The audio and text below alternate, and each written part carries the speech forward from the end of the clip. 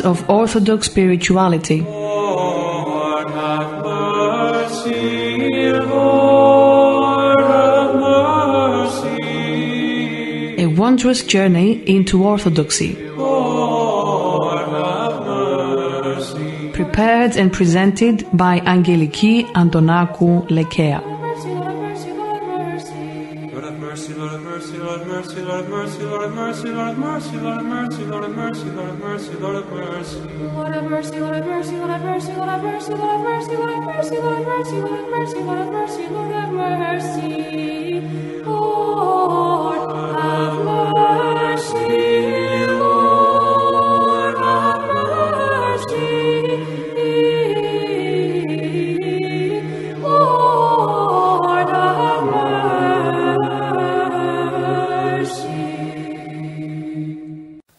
Hello, dear listeners. We are continuing to read from the book Spiritual Struggle, the third volume in the series Spiritual Counsels by Saint Paisios. Part 4. The Evil Forces of Darkness. The evil forces of darkness are powerless.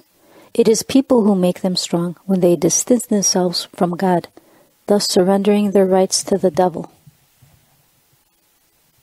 Chapter 1.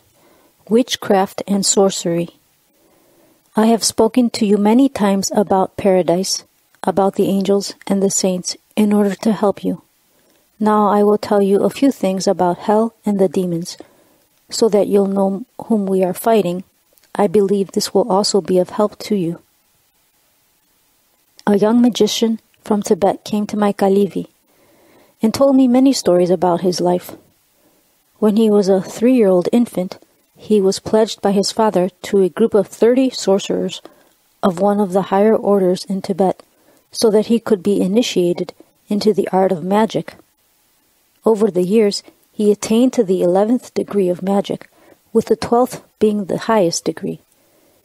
At the age of 16, he left Tibet and went to Sweden to see his father. While there, he chanced upon a very devout Orthodox priest and asked to speak with him. The young man knew nothing about what it meant to be an Orthodox priest. The young magician started showing off some of his powers in the room where they sat to talk. He called upon an Archikon demon, Mina, and told him, "I want some water." An Archikon principal demon is one who has ruling power and hegemony over other demons, one of the leaders of the demons. According to the fathers of the church, the demons are grouped into legions. Then a glass in the kitchen rose into the air, floated to the sink. The faucet automatically turned on, filling the glass with water. The glass passed through a closed glass door and levitated into the room where they were sitting. The young man then took the glass and drank the water. Then he showed to the priest the entire universe, the sky and the stars as they were sitting in the room. He used the magic of the 4th degree and would have proceeded all the way up to the 11th degree. Then he asked the priest how he felt about all these things. At this point in his narration, the young man confided in me and said, "I was ready to kill the priest if he were to curse Satan." The priest, however, didn't say anything. Then the magician said to the priest, "Why don't you do some signs for me?" The priest answered, "My God is humble," and he took out a cross and gave it to the young man to hold. Then the priest asked the young magician to do some more magic. Once again the young man called upon Mina, the principal demon, but Mina was trembling and didn't dare to come near. He called on Satan himself, but he too didn't dare to approach the cross. He only told the young man to return to Tibet.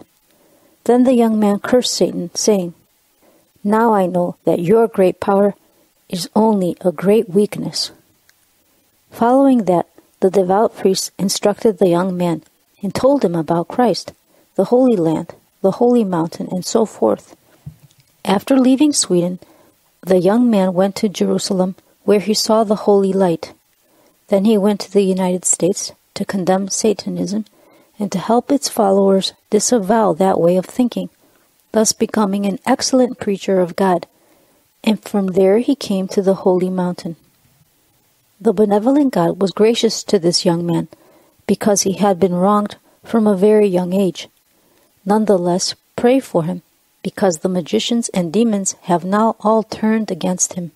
They have even turned against me, since he comes to me for help, so you can imagine how much more they must be attacking him. The priests read prayers of exorcism over him, and his hands start bleeding. The poor child is now being severely tormented by the demons. While earlier at first, when he collaborated with them, the demons had not bothered him. Instead, they had helped him and served him in doing his magic. Please pray for him. He too must be most vigilant, because the gospel contains a very serious warning about the unclean spirit that goes out of a man. Then goeth he, and taketh with himself 7 other spirits more wicked than himself, and they enter in and dwell there, and the last state of that man becometh worse than the first.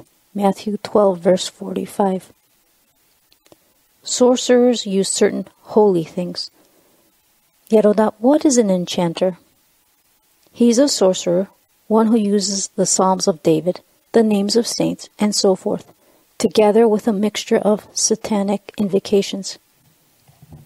In other words, while we, reading the Psalter, call upon the name of God to help us and receive divine grace, they, in the way they use the Psalter, only blaspheme the name of God and refuse the divine grace, allowing the demons to do their bidding. Someone told me about a young person who went to a sorcerer to get help in achieving something. The sorcerer read something from the Psalter, and the young man got what he wanted. But after a little while, that poor child began to waste away. What had the sorcerer done? He had taken some dry nuts in his hands and begun to read the 51st Psalm. When he came to the verse, the sacrifices of God, Psalm 51, verse 17, he had thrown the nuts from his hands as a sacrifice to the demons, so they would do favors for him. Thus, in the way he used the Psalter, he blasphemed God. Yeroda, some people who are involved with magic also use the cross and icons.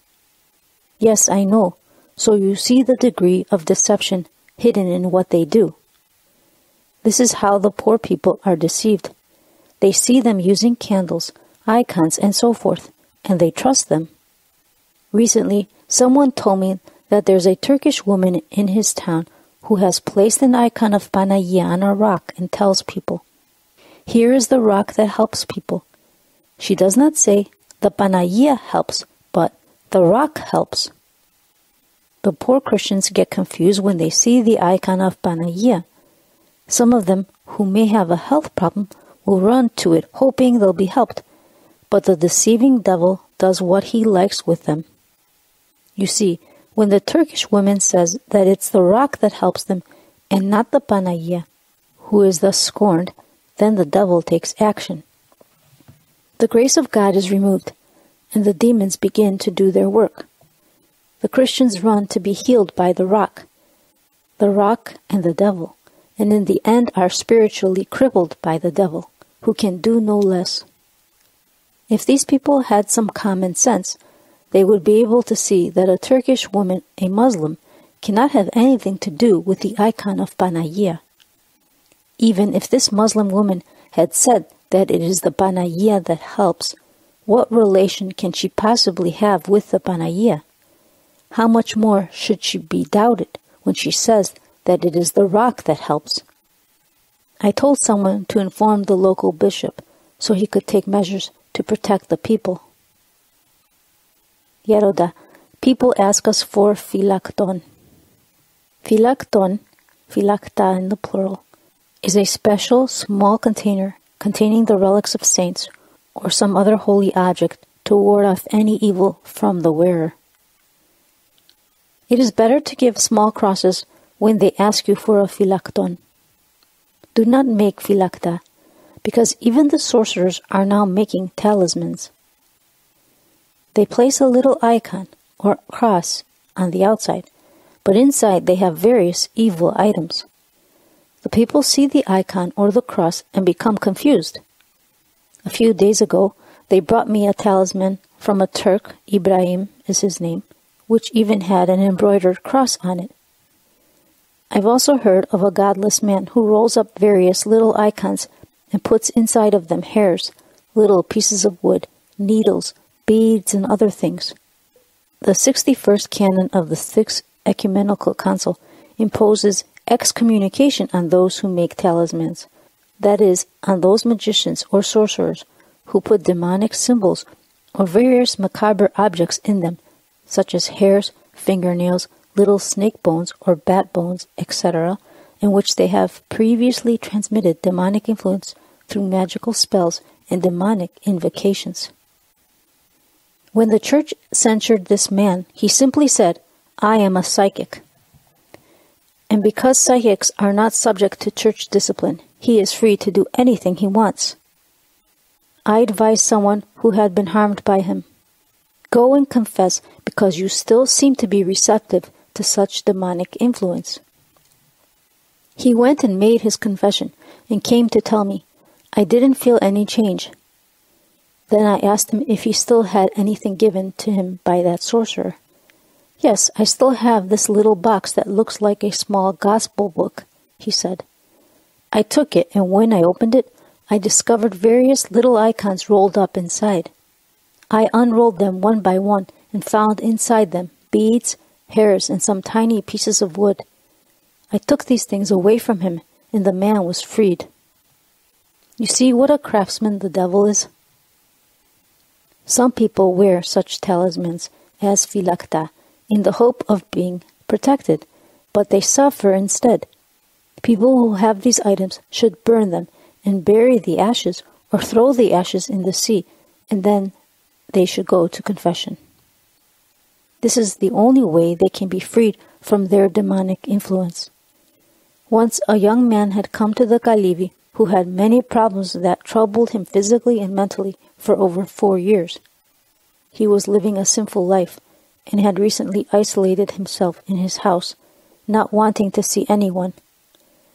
Finally, after many pleas, 2 of his friends who came often to the Holy Mountain convinced him to join them on a trip to the Holy Mountain so they could bring him to my Kalivi. On the journey from Uranopolis to Daphne, every time the boat stopped at the dock of a monastery, the young man would involuntarily fall down on the floor. His friends and the fathers who were on the boat with them tried to help him by saying the Jesus prayer. Finally, they arrived at the Kalivi. The poor fellow was able to open up his heart to me and tell me about his life. I understood that he was suffering from some kind of demonic influence. I advised him to go to a particular father for confession, do whatever he instructed him, and he would recover.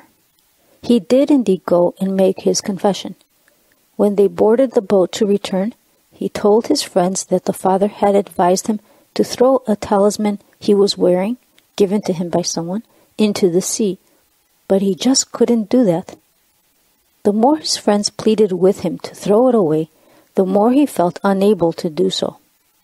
He remained motionless and could not even get up from his seat. Then his friends picked him up and took him out on the deck. With their help, the young man managed to remove his talisman and allow it to drop into the sea, not even having the energy to throw it overboard. He immediately felt his arms regaining their strength and energy returning to his tortured body. He began jumping up and down from joy and feeling very lively as he tested the strength of his arms on the rails and the walls of the boat. Those who deal with sorcery also tell many lies. Yeroda, do magicians and sorcerers have some information? They do have knowledge from the devil, but they also tell many lies. You in the monastery's guest house must be very careful. You must keep your eyes open. Try to discern what sort of people are those who come, for some may be involved in sorcery. Does it sound strange to you? Once during a vigil, 2 individuals were there who were involved with sorcery. They approached others and started telling them various things. They also told lies about being collaborators with Bishop Kadiotis. Bishop of Florida Augustinos Kadiotis, 1907 to 2010, known throughout Greece. They said to one woman, "Someone has put a magical spell on you. We will come to your house to undo the spell with a cross we have." These evil people attend a vigil and speak a little about spiritual things, and the others then think they must be faithful Christians since they came to the vigil, and they open their hearts to them. How they confuse people with the lies they tell. In order to deceive a young girl, a young man told her father, "Father, Paisios had a dream that I would marry you. Here, take this and put it on without examining it." Of course, it was something magical. Fortunately, she refused to put it on, thinking to herself, "How can Father Paisios be involved in such things?"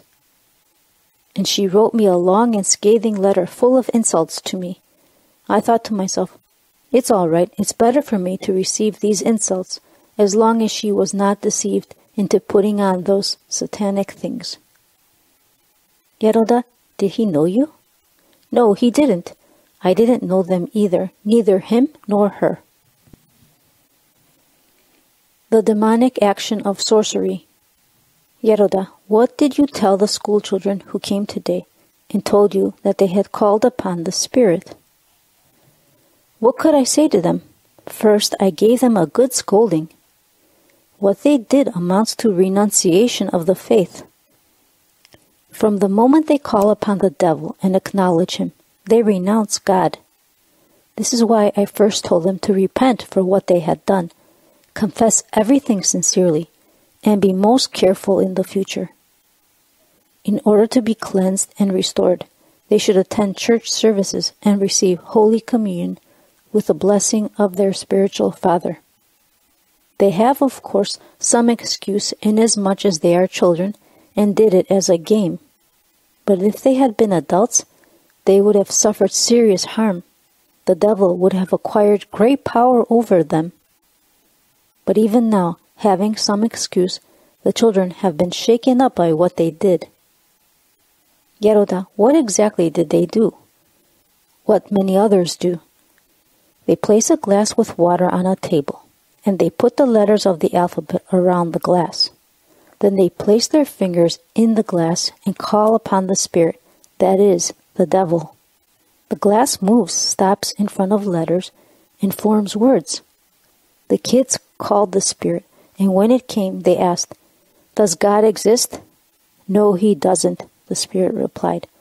"Who are you?" they asked. "I am Satan," he said. "Does Satan exist?" "Yes, he does." There you have it, first-degree stupidity. There is no God, but there is a Satan. When they asked him again if God exists, the answer was, "Yes, he does." Sometimes yes, sometimes no, to the point where the children were confused. God provided this to help them. The glass struck one of the girls in the group, and this somehow brought all the other children to their senses. Today, many people who want to harm somebody will go to sorcerers who use wax voodoo dolls. This is a form of religious magic practice in Caribbean countries, especially Haiti. The name is derived from the term vodun, which means God or spirit. Magicians have made a plaything of this.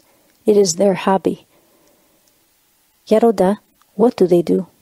They make a doll out of wax, and when someone asks them to harm his enemy, let's say in the eyes, they'll pierce the doll's eyes with a needle while they mention the name of the targeted person, doing various other magical things. And indeed, this person can actually be harmed in the eyes due to satanic power, especially if he's living a sinful life and does not confess. The victim feels unbearable pain in his eyes, but the doctors cannot find any medical cause for the pain. And the psychics, look at how much harm they cause. Not only do they take people's money, but they also destroy families. Let's say someone goes to a psychic and tells him a problem he has.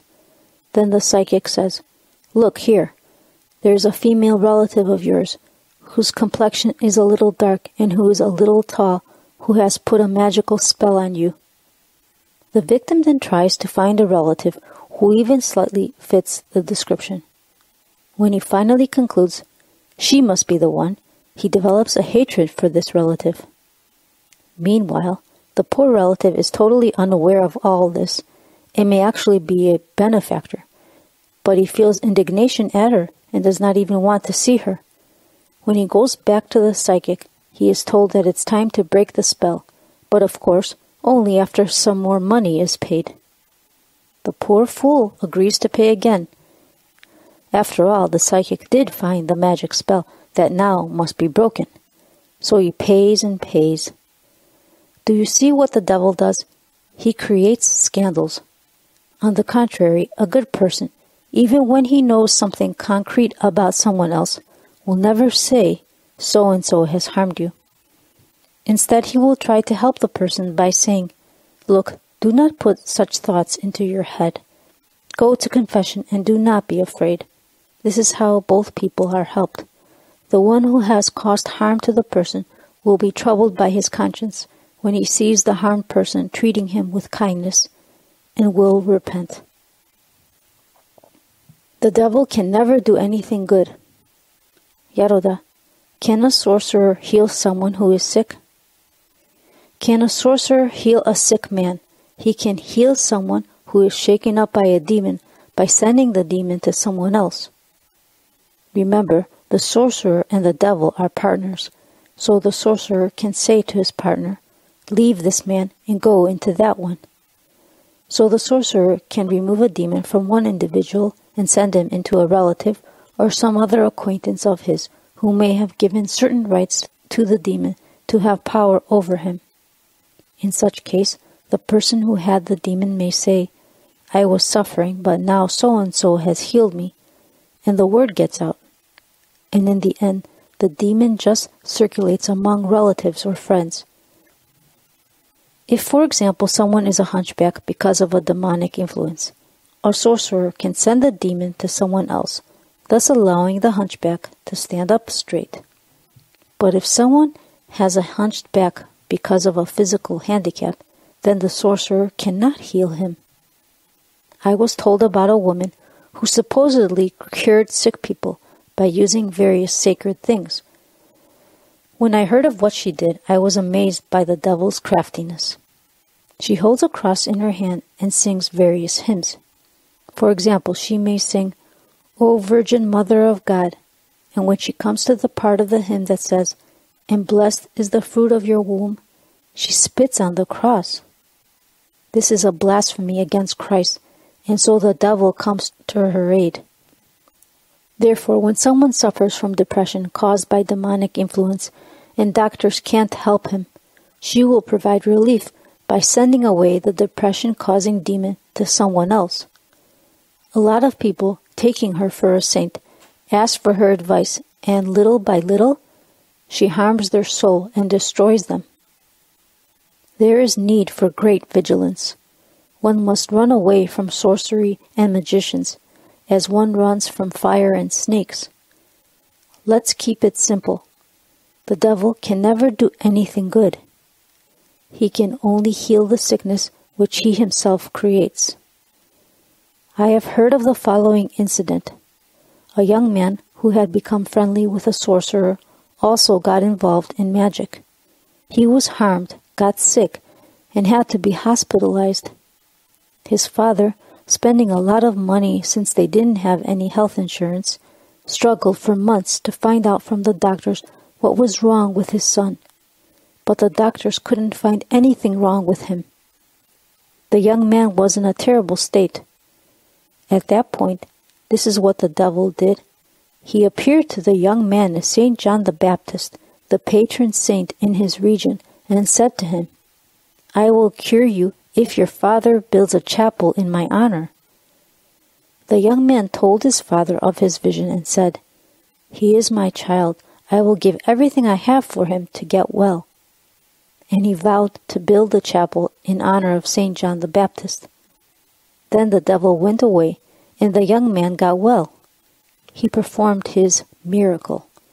Then the father said, "I promised to build a chapel. I must fulfill my vow." They were not wealthy, so they had to sell all their fields and their entire property. Now they were destitute, and this brought on bitterness and indignation to the whole family. "Better to be without orthodoxy," they said in desperation, and became Jehovah's Witnesses. You see what the devil does? Apparently, there weren't any Jehovah's Witnesses at that place, and the devil found a way to bring them. When does sorcery work? Yeroda, does sorcery always work? For sorcery to work, one must give the devil rights over oneself. In other words, one must provide some serious occasion and be personally unprepared through repentance and confession. One who goes regularly to confession is immune to sorcery, even if it's piled on him by the shovelful. When someone has confessed and his heart is pure, the sorcerers cannot cooperate with the devil to do him harm. Once a middle-aged man came to the Kalivi with a certain air about him. The moment I saw him from a distance, I realized that he was under a demonic influence. He said to me, "I came to you to help me. Pray for me, because for a year now I've been having these terrible headaches, and the doctors can't find anything wrong with me." I told him right out, "You have a demon because you've given certain rights to the devil." "I hadn't done anything," he said. "You haven't done anything?" I asked. "Didn't you cheat on a girl? Well, she went and had a magical spell put upon you.